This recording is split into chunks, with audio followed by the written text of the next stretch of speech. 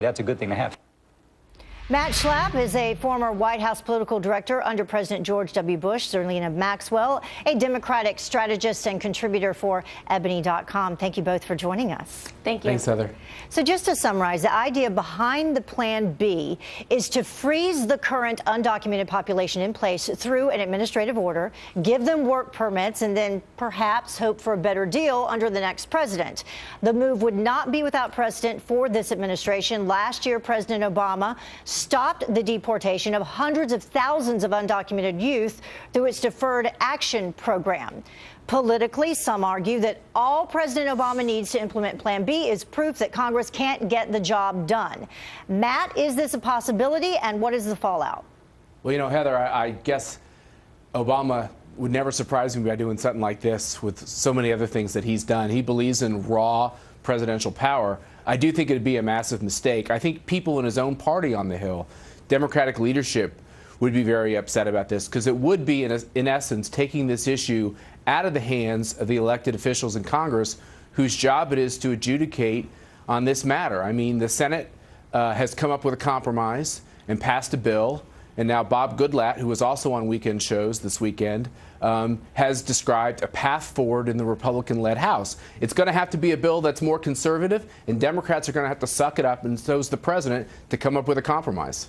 So, Zerlina, if the president were to do this, if this were to happen, this Plan B, and the president granted amnesty to 11 million undocumented immigrants, is that another example of executive overreach by this administration? No, because I think that we're giving Congress an opportunity to do the right thing here. The fact that Plan B is on the table, as it should be, all options should be on the table.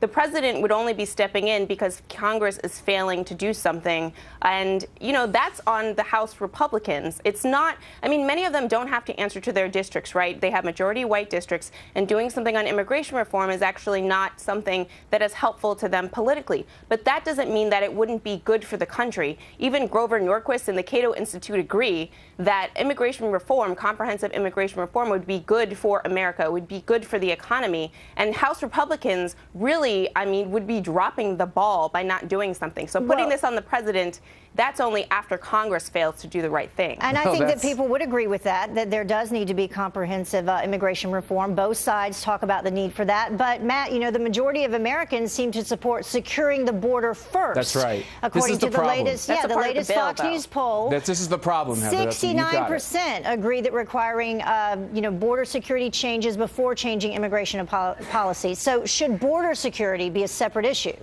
Yeah, we just heard from Carly Fiorini.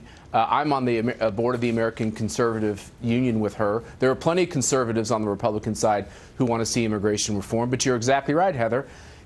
Border security has to come first. And if the Democrats don't accept that, there will be no bill, and they'll be responsible for killing the bill. The bottom line is, even if the president were to say, like he did with the Dreamers, that he's going to give them some kind of temporary legal status, he doesn't solve the problem of people who are overstaying their visas, and he doesn't solve the problem of a porous border where people are flouting our laws and coming in to the country. So no matter what the president does, he can't solve this until he does one thing first, which is take a step with Republicans towards easing this concern that our borders are our problem. Let's spend the money and let's do what it takes to secure them, and then we can come up with a compromise on these other issues. And Zerlina, you know, on that point, according to the Government Accountability Office, the Homeland Security Department has lost track of more than 1 million people who it knows arrived in the U.S. but can't prove they left the country. So how can we pass any immigration bill if we still don't have a workable system to track entries and exits and cut down on those so-called visa overstays that Matt talked about? Millions and millions of dollars